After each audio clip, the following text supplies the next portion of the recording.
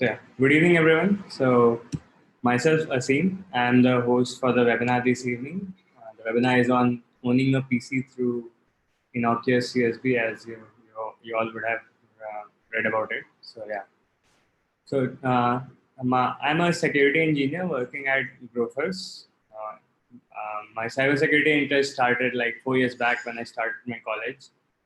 So yeah, and it has grown ever since. And whenever I'm free, I try to utilize my time on looking around and researching on the new attack vectors and whatever interests me into cybersecurity. And this webinar is a culmination as a result of those interests and those research work, whatever I've read about and whatever I would be sharing today. So yeah, moving on to the slides. Uh, so uh, the topic would be the topic for the part. It would be divided into two parts, and in the first half, I would be talking about the theoretical aspects of the attack, as how it's done and what are the attack vectors, what are the hardware involved, the software involved, how attacker would go on with the from very scratch to the end in executing the attack, and how actual the basic thing and whatever it is needed to get the attack done. And it's a universal attack, like it would work on Mac, Linux, and Windows. On all the three platforms, the basic attack vector is the same. Like you would have a HID, you would have a hardware which would be getting plugged, which would be plugged into the victim's machine, and then the attack would perform and the attacker would get a reverse connection. So I would be explaining through the talk as how it's done and how the attacker gets the upper hand on the victim. Okay, so let's move on to the slides. Yeah. So what is a bad USB attack?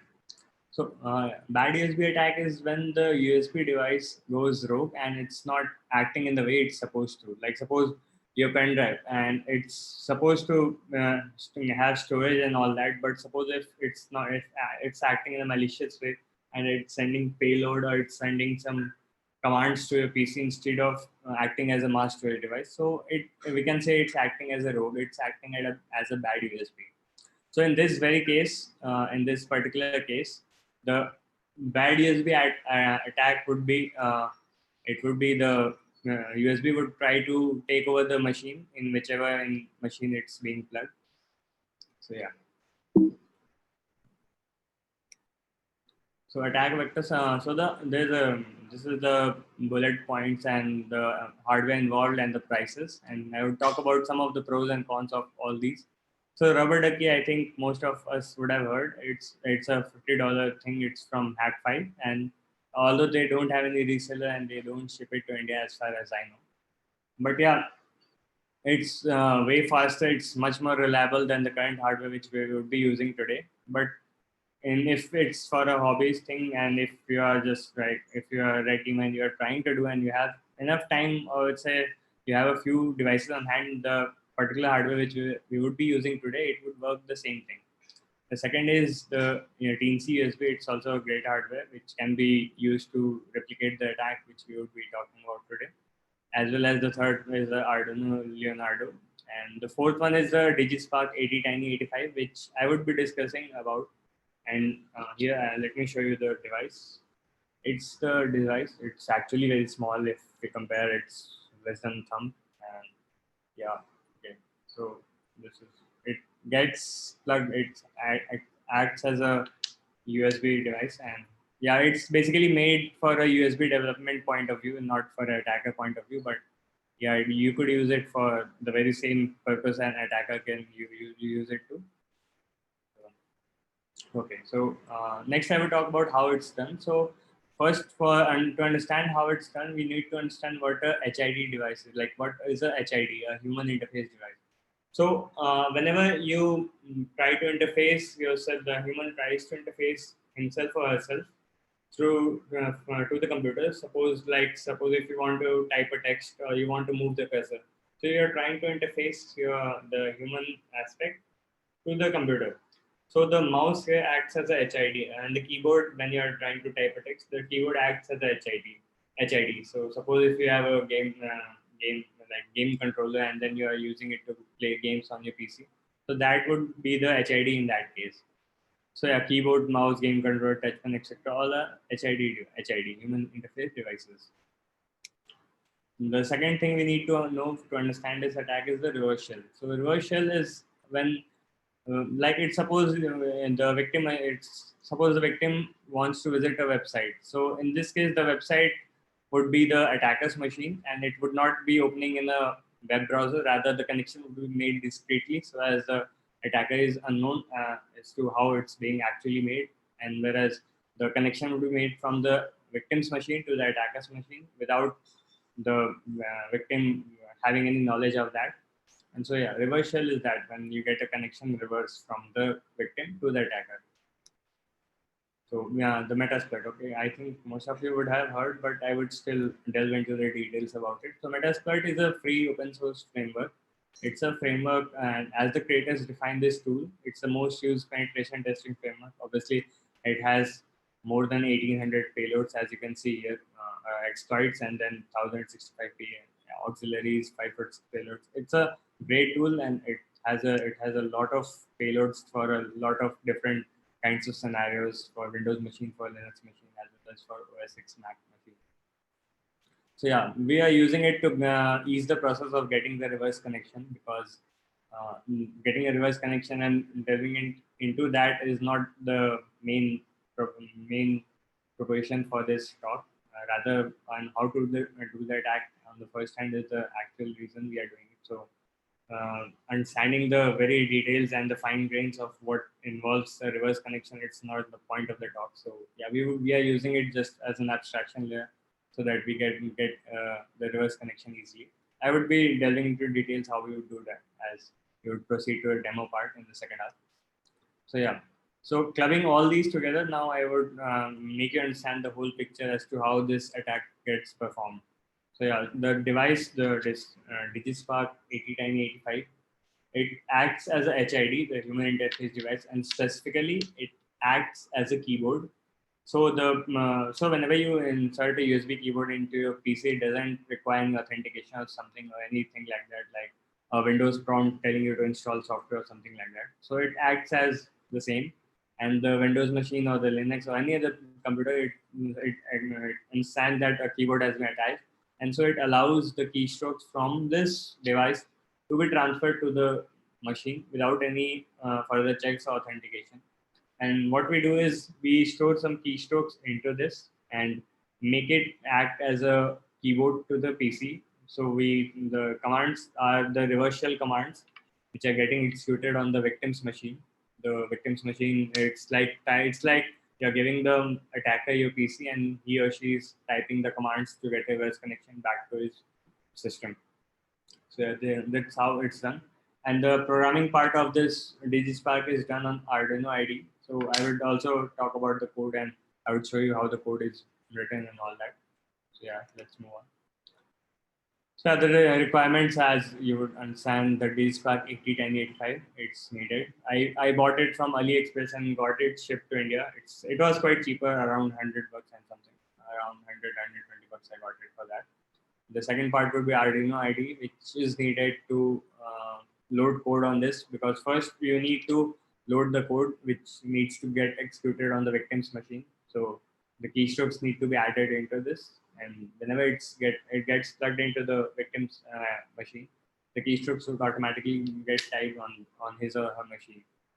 Something between you, yeah, you need a brain, working brain.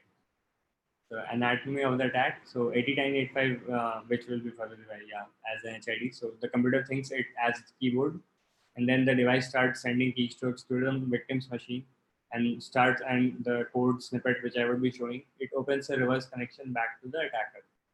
So the whole process of this would be done in around 5 to 10 seconds, I suppose, and that would the max it would take. The attacker receives the connection, and now the victim is home. Okay. So let's move on to a demo. After a demo, I would be taking questions if there are any. I don't suppose it would be after a demo, but yeah, because and there could be some question. So this is my attacker machine. Now I will be switching on and showing you the victim machine. That is a Windows machine.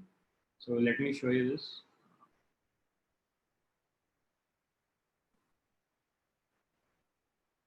So yeah, this is the Windows machine, as you can all see.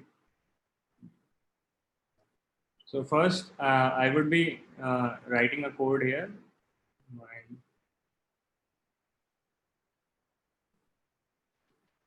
So yeah, this is the Arduino IDE.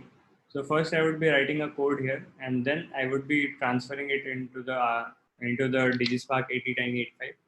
I'd be showing you. I would be explaining all the code that's written here. All these. And so, okay, let's move on to my terminal. I would first try to show you the MSF console that's opened here. Okay, so yeah, MSF. So first, I would fire up my MSF console where we would start. So yeah, let me walk through the Metasploit command that we would be using. First, we would be using the exploit multi-step web delivery option because we would be delivering the payload through the web because a large amount of text cannot be written on this tiny device. And even if that is, the reliability goes down as the more amount of text is being written. So the payload would be delivered through web, a small URL, and it would be downloaded on the victim's machine and executed on that under PowerShell, because PowerShell is like the terminal for Linux, and like as terminal is for Linux, the PowerShell is for Windows, and we would get reverse connection from there. Okay, so yeah, the payload is the MSF console is loaded, as you can see, 1925 experience and all that. So yeah, since I have already run those commands, so it was just use exploit multi. Then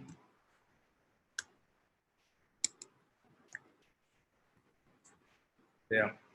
So this module has a few options. The web delivery option, like how where it would be served. So it would be served on like local machine, since both the devices are connected to the same Wi-Fi. So I don't have a problem using this as my local. Using the port local host as port from where I'm serving this.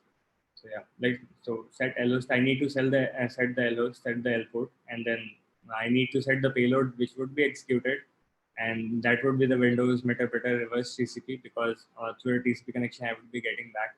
In the real case scenario, when you are doing this through the web, and suppose you have this, suppose the malicious actor has dropped these tiny USBs on some place, in some place where he or she has just moved on, like you could have seen in Mr. Robot.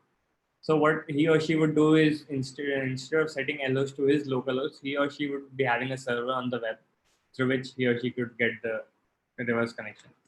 So set LOs. This is my local IP here. Set L port. I'm setting the port. You could set to any number. It's not actually very necessary to set the exact number. Then I would set the payload and auto run script. I would explain the last two commands, the auto run script and exploit -j.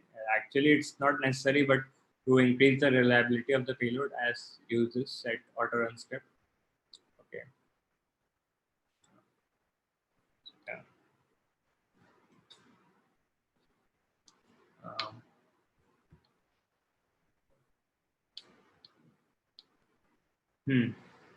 Set. What do I say? Set up set payload.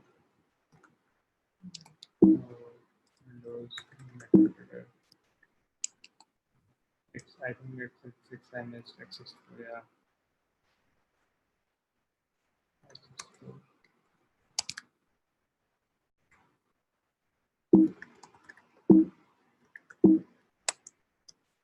Let's see the options now. I think everything is set. I need to set a few things. This set auto run script.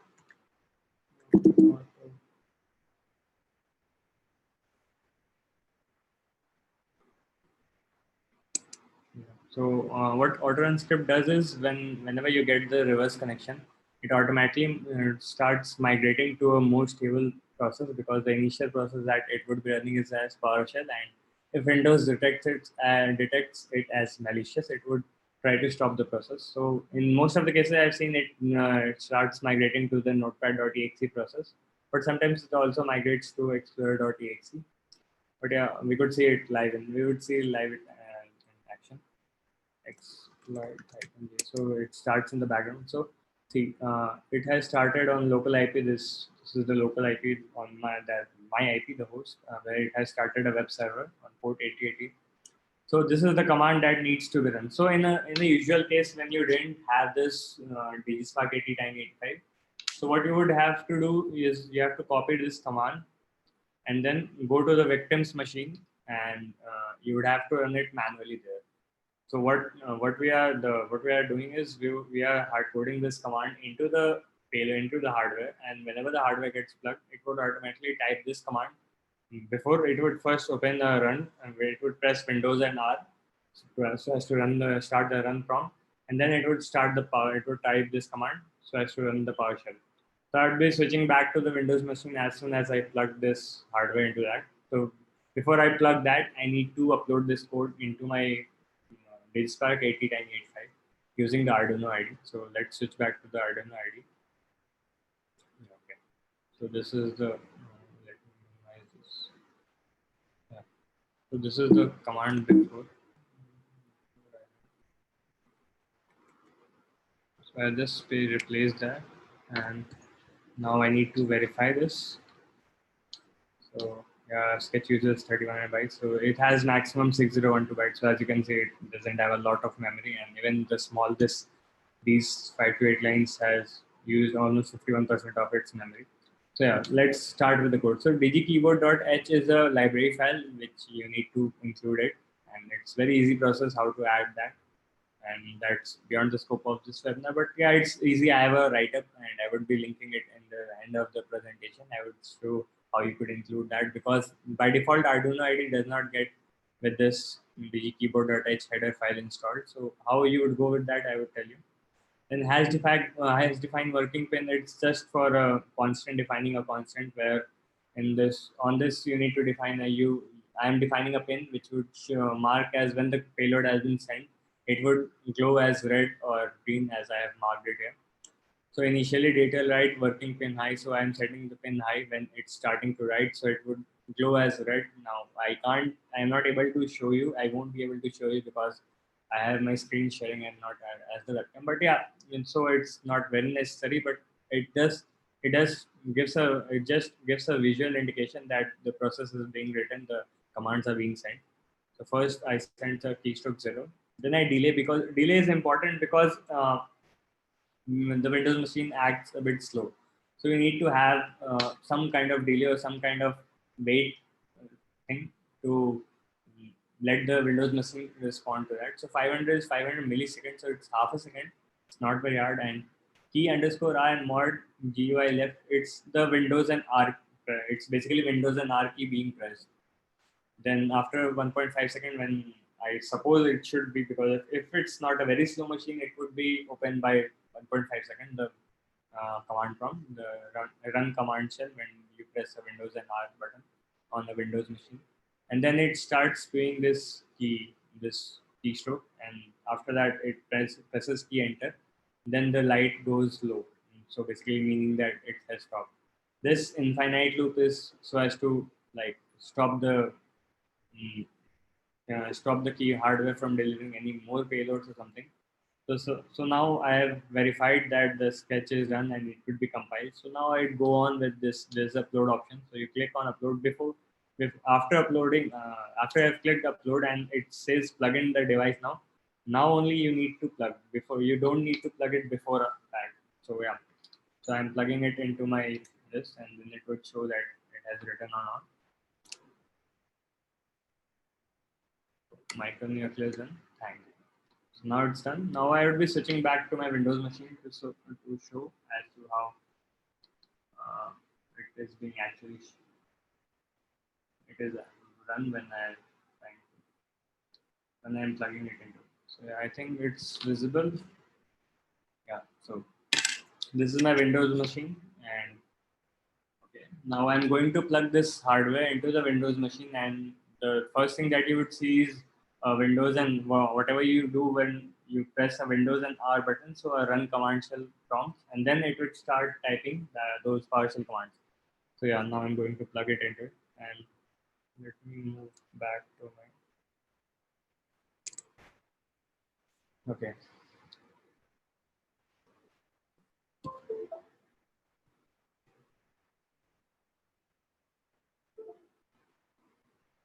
So yeah, I think any moment we would be seeing a Windows in our device.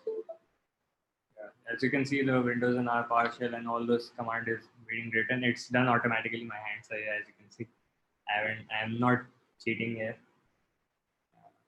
Yeah, it takes a few seconds. I think 5 to 10 seconds. I'm not sure. It's all done. Now I need to. I would be sharing my own Metasploit screen. So yeah, see, the web delivery payload is here. Now any moment I would be getting back the payload. Now I'm getting back the reverse connection.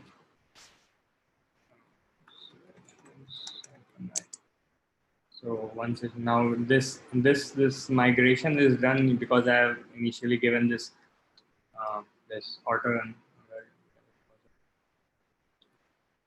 So here this migration is done because I have set auto run script to migrate, and that's why it is migrating to a more stable process. In this case, from PowerShell to Notepad.exe. So it's just a reliability thing. You could do it better than me, obviously. Sessions icon I. Okay, now I'm trying. I would try to connect sessions icon I one. Okay, so yeah, session there. Like thing. There's some lag in the network.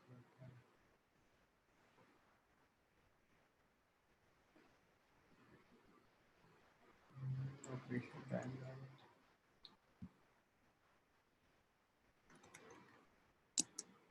Okay, I'm trying to plug. I'm just plugging it again into my.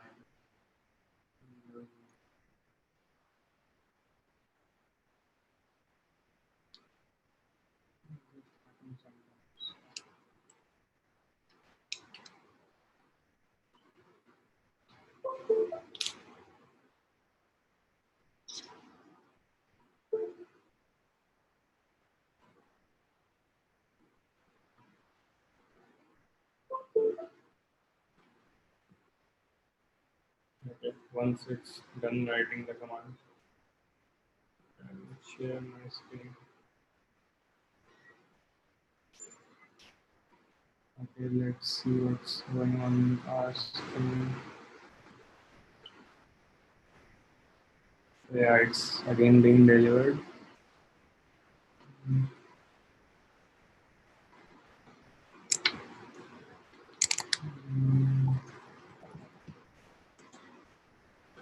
Have you had any active sessions? It may be because Windows machine acting a bit slow. It could be any of it could be any of the 100 possible reasons here. Let's wait. Yeah, let it gets done. So as I was talking, the reliability of this payload and the time it takes is a bit more than what you see on the other devices like Rubber Ducky and PCSV.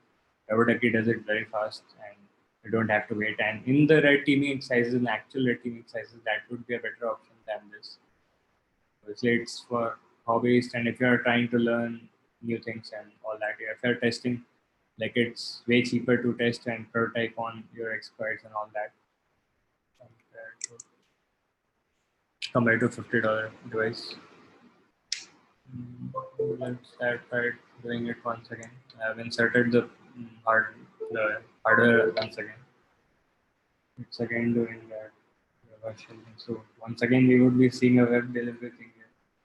It may be because I mean connection is slow or Windows acting weird. It could be any of the reasons. Yeah, once you get it, once you get the reverse connection, you could do a lot of things. And the main purpose was to show that this is a very easy thing. As you can see, the session 12. So it's a very easy attack vector, and anyone can very easily buy the hardware off the shelf, and you could easily purchase from AliExpress. And it's not a very heavy research, a very deep dive into technical details. Very easily it could be done. Even you could create a tool for all these and automating things. So, and the what do you say? But the thing for the victim is catastrophic. That you could actually own the PC, and by owning, I mean you could access their webcam, you could access their files, you could access their Chrome saved passwords and everything. Whatever they have their PC on their PC, and suppose if they would have given it to you physically, all those things you could do it virtually when you have this expert running on their PC. So this hardware, and it could be easily like passed on as when if you would cover it and passed on as a flash drive or something. And most of us we would fall for this attack because we are curious to insert these hardware into our devices just to check as to what it contains or whether it could be useful for us or not. So I mean, the attack that goes curiosity kill the cat would be apt here because yeah, if you wouldn't have inserted the device in the first place, you would be safe. And the general public, I don't suppose they take a lot of pain into, and they don't know. Most of people don't know that this kind of attack vectors exist. So I think it's quite. Let's see. This info, if I get it, yeah, okay. So this info is there. So let me stream a webcam from my other PC.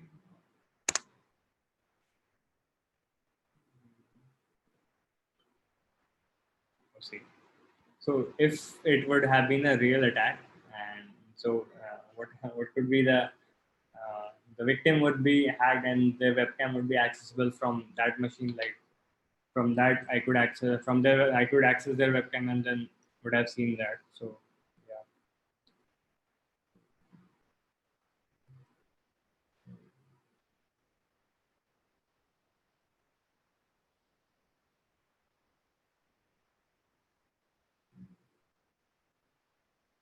why am I not able to switch back? Okay, so let's use. Okay. Hmm,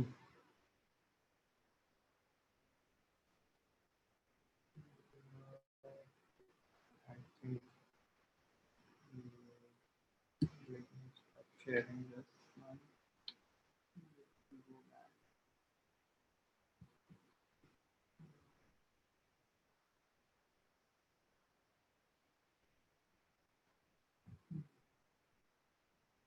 Okay. Uh,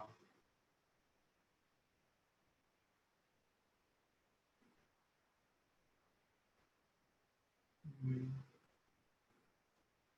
let's. Oh yeah, sorry. Okay, I'm sorry that wasn't supposed to be happening. Yeah.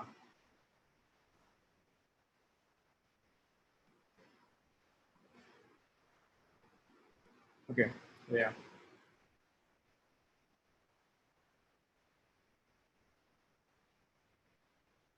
So, so these were the commands. So the further attacker could do is do a privilege escalation. Like right now, I had only privileges to of the local user, but I could escalate it to the system user through other privilege escalation things available in the Metasploit module, the Metasploit framework itself. It's very easy. It's not a big deal, and moreover, the talk is not focused on privilege station. So I just added these for brevity and for like posterity. Like you could read these and you could do it yourself. But the main purpose of this webinar was to move on and understand how this attack vector is being could be exploited. So talking about the current research, this guy MG and they have he has done quite a good research on this, and moreover, the much of the things that have been shown here are from his research. So I would just show the. So this guy has made bad USB cables which look like USB cables, and moreover, but they have a hidden implant which can be used like from here. Inside this, he has implanted those bad USB components which can be used to steal data from your device, and they even act as like the actual USB cable. They would transfer data, and also they would steal the data. So yeah, that was the second part. Yeah. So like any questions you would have. So I'm pretty much done with the webinar. If questions.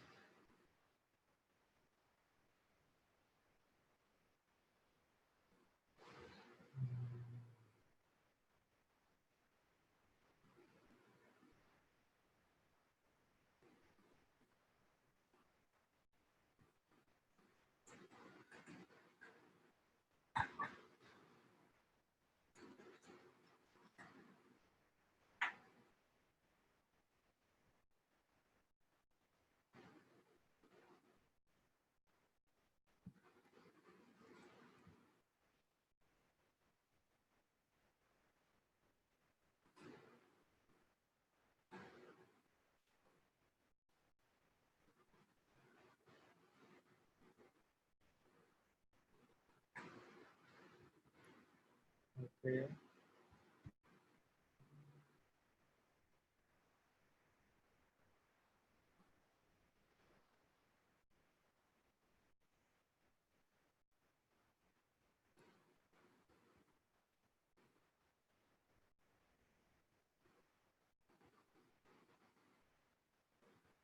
Mm,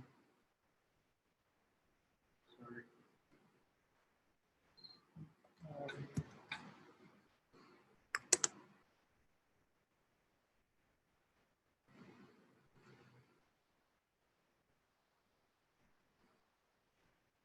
Yeah. So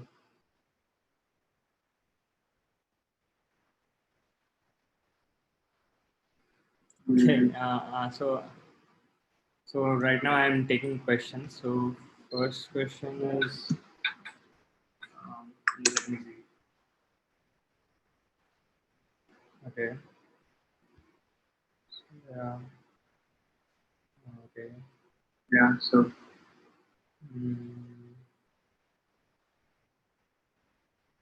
sorry, Sanjay, I forgot to increase the font size. So right now I'm taking questions. Question is. Uh, okay. So yeah, I will ask that if we remove that USB, then it also sends keystroke to attacker. Actually, what it is like, it's programmed to send the keystroke wherever it's inserted. So if you insert in a like wherever you insert it, whether it's like if you have the payload for Linux and you try to insert and run it into Windows, so it would do. So it would just. I'm just a bit confused. Okay, yeah. Let me see. It's showing. Actually, what it is like, it's programmed to send the keystroke wherever it's inserted. Okay, so yeah. So wherever you insert the device, the keystroke should automatically get sent. So it's not that it would be sent only to key at the attacker. The keystrokes are, it would act as a keyboard for any of the device, whether it's a Windows machine, a Linux machine, or a Mac OS. And the device would think, the laptop or desktop would think that it's a keyboard and it's trying to send some keystrokes. So it's irrelevant to consider the platform or the OS or the person here in the perspective, like the attacker or victim. Anyone, any PC, wherever you insert that hardware which has the payload loaded into it, it would start sending keystrokes there. Mm, oh, sorry, I felt I was not a bit audible. Yeah, if even if you remove the USB, the Metasploit session would be active, because once the keystrokes are sent, the reverse connection is back to this. So you don't you don't need to have the hardware pressed. Like you may be going from, you may be like roaming around a place, and then for 5 seconds you got the time with the PC, and just to insert the pen drive or the hardware, and you would own that PC in 5 seconds. So you don't need to stay there. You just plug it into there. You get your 5 seconds, and 5 seconds back when all the PowerShell and thing is done. You just remove it, and even then the Metasploit would be there. Metasploit connection would be there, because the victim machine would have made a connection back to you. Okay.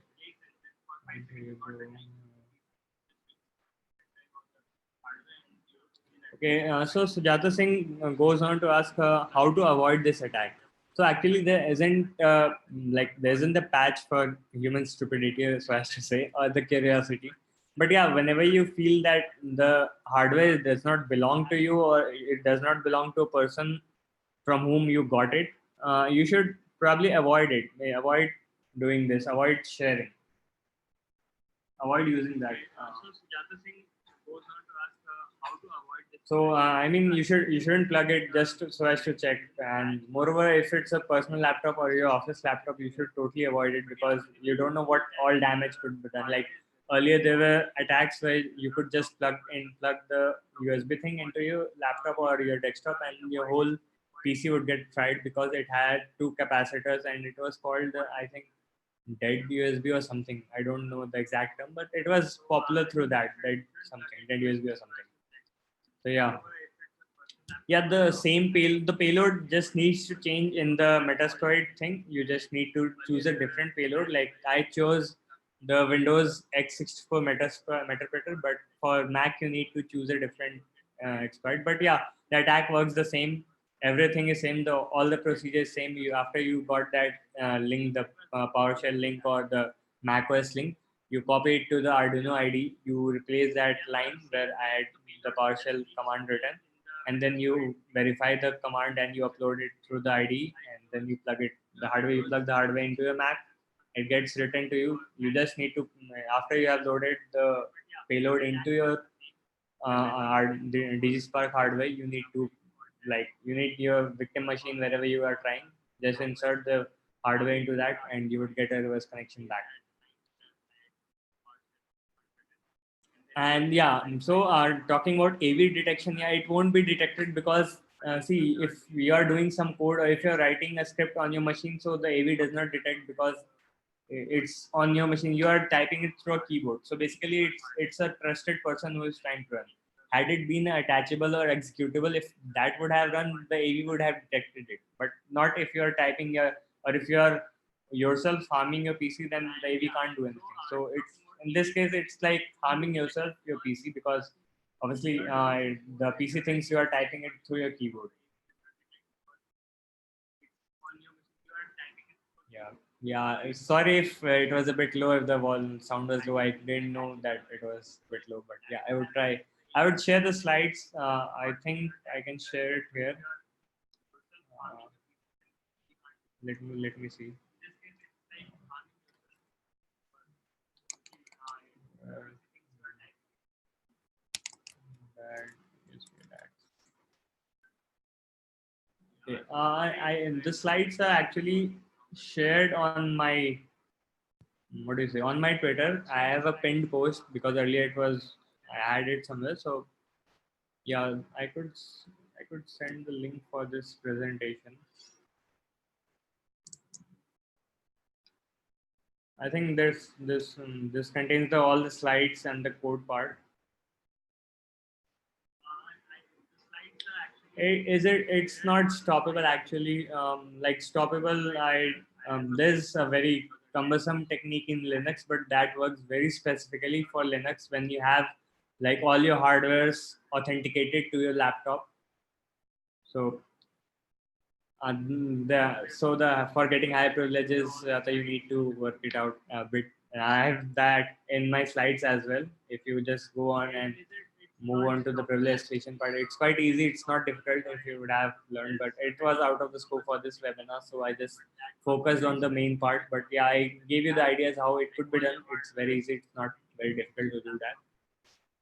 It won't work if the machine is locked, obviously, and the base case scenario which I am thinking of is like if you drop these in a plastic case packed as a pen drive. So most of us would have plugged it into a PC just to check what it contains and all that. So for checking what it contains, I need to unlock my PC, as you can see, as you can understand. So it would be that use case where it would be working. Yeah. Let me show you the QR code from where you can download the notes and the references. Okay.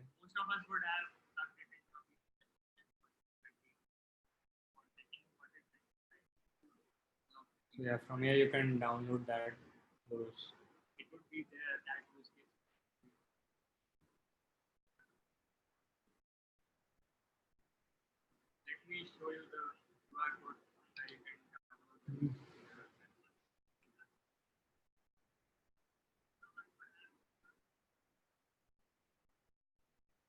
Okay.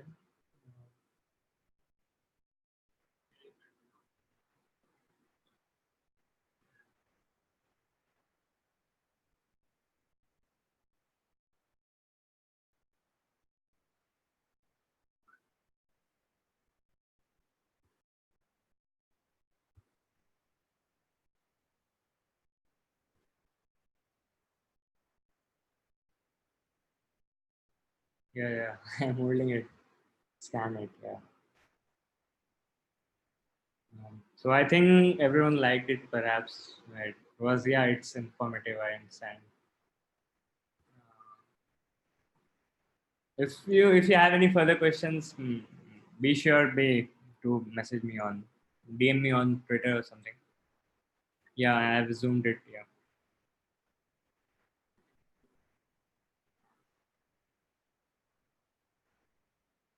I think everyone. To prevent it, I suppose you could just lock your PC whenever you are not on your PC. That would be the best way, because if you are unlocking, if you have left your PC unlocked, and if someone doesn't have this drive, they could still have that payload command and they could do it. Yeah, I have zoomed it. Oh yeah, Avinash, I would do that. I'll just do that. Uh, to prevent it, I suppose you could just lock the PC whenever you are not on your PC. That's because if you are unlocking it, so yeah, this is my profile. Here is also the slide and the link for the slides. You could easily get it from here. I think. Yeah, I would do that.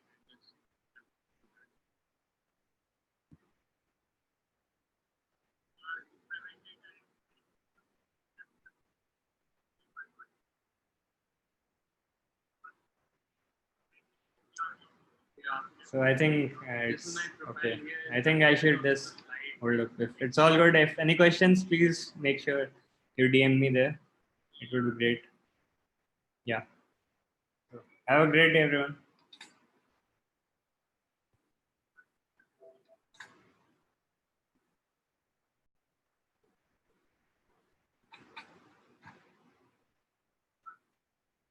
I think I think I should just. It's all good. If any questions, please make sure you DM me there. Have a great day, everyone.